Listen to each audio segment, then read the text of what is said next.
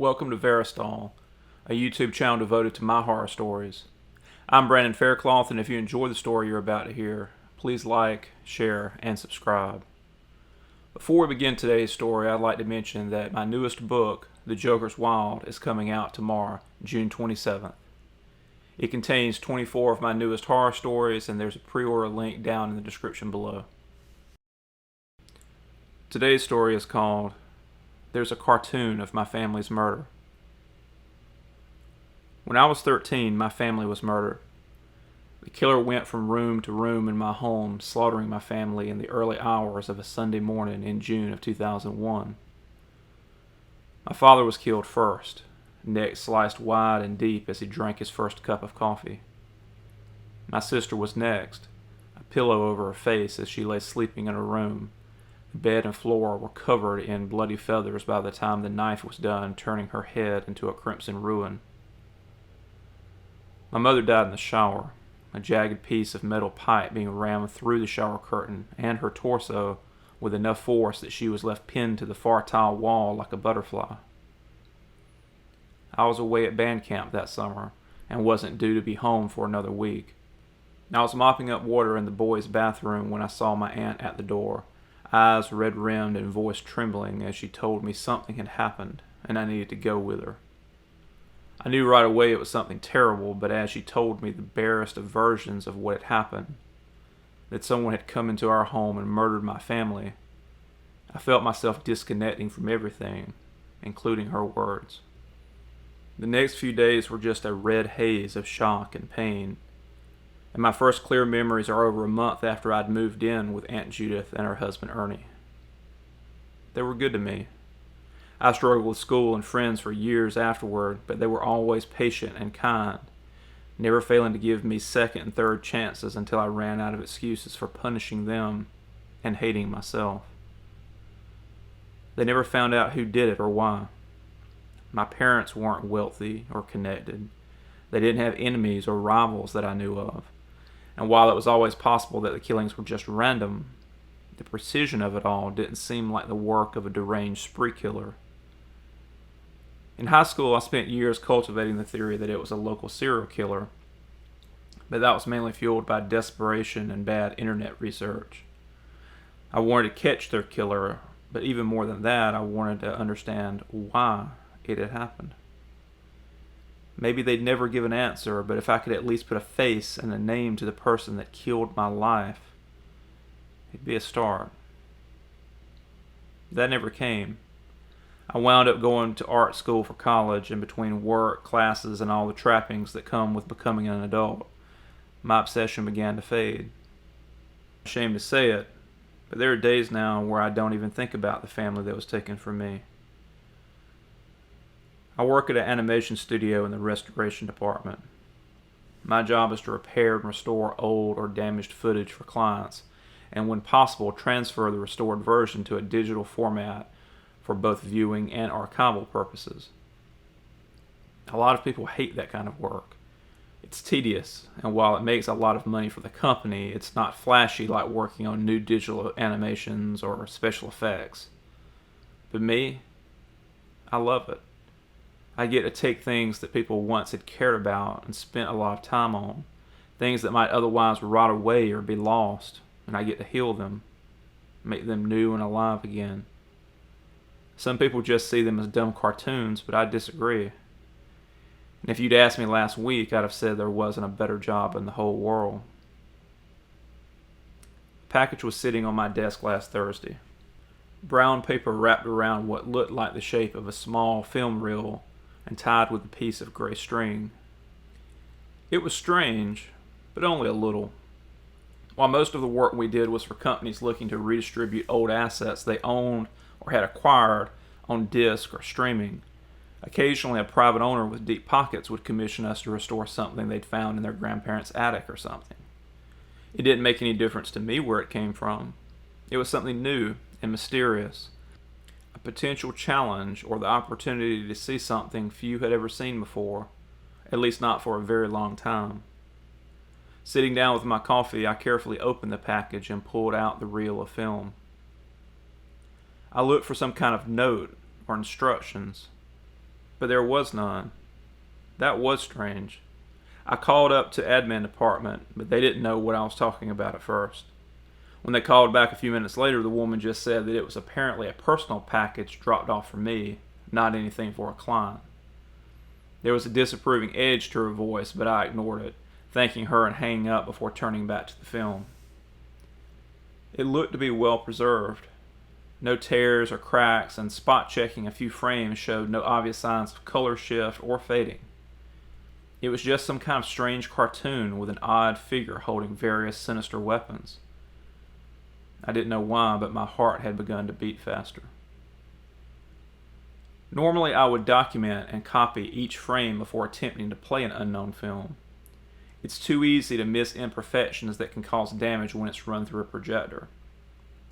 But this wasn't a real job, and I'd seen just enough in those few frames that I wanted to watch the whole thing right away. So I locked the door to my office, threaded the film into one of the 35mm projectors in the media room, and watched in horror at what began to play. The cartoon began without any title cards or preamble. It simply showed an animated figure wearing a hooded sweatshirt or jacket entering into a house. There was no sound, but the movements of the character mimicked the fluid, exaggerated animations of characters in the 1920s and 30s. Legs like slinkies encased in jello propelled him creepily along as he snuck deeper into someone's home. The figure went into the kitchen first. There he found an unsuspecting man sitting at the kitchen table, reading a book while sipping from a cup. The figure crept up behind him, waiting patiently, perhaps gleefully, until the man sat down his coffee. Then in one slow fluid movement, he grasped the man's forehead and pulled it back while bringing a comically large straight razor across its neck. Cartoon blood sprayed out across the table and the far wall, but the figure and camera were already on the move again. The cartoonishness, the crude nature of the animation, should have made it easier to watch, but it didn't. The killer was still moving with exaggerated, sneaking steps, but now his chest was heaving with either exertion or excitement. As he moved to the back hall, I knew what was coming, but there was nothing I could do to stop it. The figure eased into my sister's bedroom. She was supposed to be going to college in the fall, and after that to veterinary school. She was sweet and smart and beautiful, and I loved her so much. On the film, the girl's body was spasming as the killer stabbed the pillow he'd pressed against her face, again and again. When he was done, he moved on to the master bedroom and the bathroom beyond. Blue clouds of steam boiled out from behind the shakily twitching shower curtain as the figure gestured towards the camera as though telling the audience to wait a moment or keep quiet so they didn't alert his prey. Partially unzipping his sweatshirt, he produced a long piece of pipe with a sinister edge on one end. In real life, hiding something so large would have been impossible, but in the cartoon logic of the film, I barely registered it before all thought was driven from me. As he drove the pipe through the curtain and into my mother, drawn lines of blood shot out across the wall and down the tub while a small, pale hand twitched pitifully from beyond the edge of the curtain. I was gripping my knees so hard my hands ached, but I couldn't look away. When the screen went blank, I let out a held breath thinking it was finally over. My mind started racing. Who would have sent it to me? The killer? After all this time? Someone else? Someone playing a sick prank by taking what happened to my family and turning it into a cartoon? Neither seemed to make much sense, but I needed to. The film flared back to life. It was in a darkened room that had been drawn with more care and detail than the scenes that had preceded it. In the center of the frame was a pool of moonlight from a nearby window, and in that glow, a cartoon boy slept a troubled sleep. It was clear from the flowered comforter and the ornate porcelain lamps on the bedside tables that this wasn't a little boy's room. It was a guest room meant more for decoration than company, and it had been hastily prepared in the face of some unexpected calamity. I recognized that room. It had been my bedroom until I went to college, but it hadn't been decorated like that after that first night. This was the first night I was with them, the night after my family was killed. I jumped as the hooded figure suddenly appeared from dark at the moonglow's edge. He leaned over the cartoon boy with almost theatrical malevolence, and for a moment I expected him to speak, or perhaps even kill that past cartoon version of me. Instead, a dark tongue snaked out of the shadows of his hood, trailing up the side of the cartoon boy's face and ruffling his hair. Where the tongue had traveled, there was now a deep red mark left in its wake. The killer raised up, his shoulders shaking silently in what might have been laughter, and then the film went dark. As it did, bright, wet pain seared across the side of my face and up into my scalp. Letting out a scream, I ran to the bathroom to wash my face.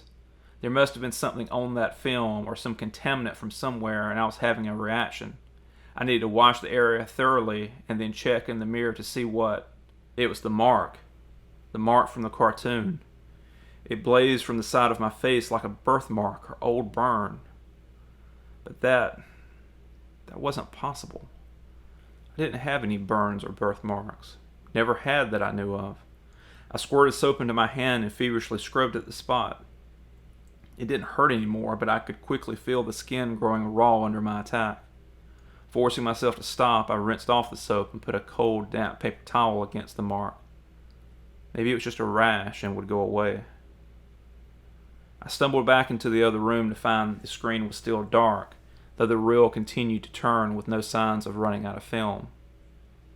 I was moving to switch off the projector when the connected speakers crackled to life. A single distorted phrase poured out of them like a cloudy poison before the machine died on its own. Be seeing you.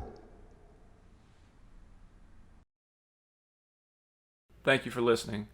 If you enjoyed this story, please like, share, and subscribe. And for more information about my books, news, and updates, please visit Verastahl.com. Until next time.